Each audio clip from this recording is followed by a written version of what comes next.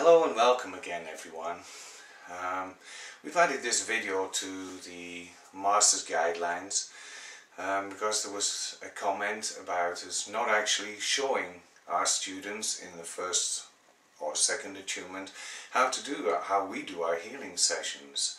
So what we're about to do is to share with you our suggestions, the way we do it and what we do during any healing session. And you as the Masters will teach your students at some point during the first attunement, and they probably will ask you because it's in the materials, so be prepared, be ready to be able to do this with them.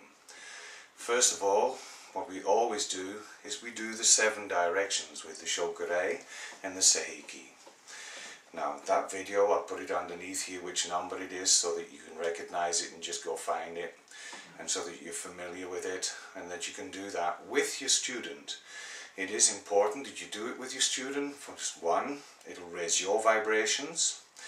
The energy will be absolutely pulsating out of you when you've done this, and it'll also open up your student to receiving a deeper healing session.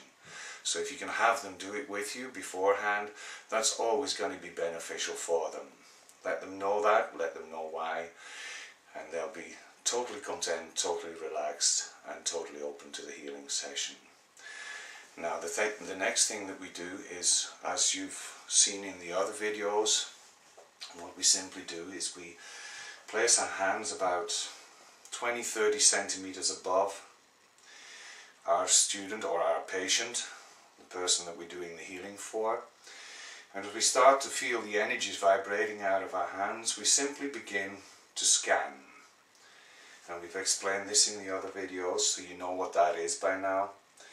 And as we scan the energy field, you can go back and forwards gently. Always remember, gently. Never do any of this too hastily, because it could damage or make them dizzy, make them sick, nauseous. So just do it gently and slowly. And as you're scanning the energy field, at a certain point what's going to happen is you're going to come up against a distortion in the energy field.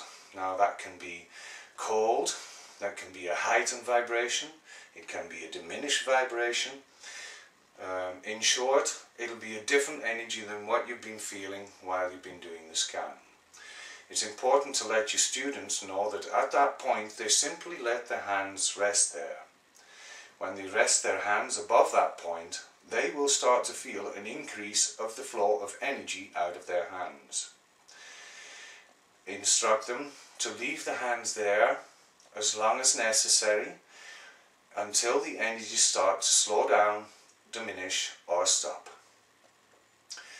If they've achieved that point, then they can simply go forward in continuing the scan. And again, as you're scanning the energy field, at a certain point you may well feel again that what's happening is that there's a distortion in the energy field again. And that's the case here with Mario's second chakra again. As I feel this, I know that this is where my hands have got to rest. Now I don't have to know what's going on there. I don't need to know at this point why I'm doing this. I simply know that that is where her body, her energy field, is giving me a signal to provide her with extra energy at that point, at that place. Now for your students, in the very beginning, this is enough.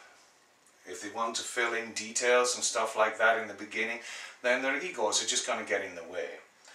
Once they've gone through all of the course, then eventually what they'll be doing is they'll be seeing more videos on how we actually graduated from this point on. But this is enough for your students right now. If you can teach them this, you're teaching them the very basics of learning to be a medical intuitive further down the line. I believe for now that this is enough for your students during the first attunement. Thank you again for listening. And thank you, Mario. Beautiful patient. Thank you.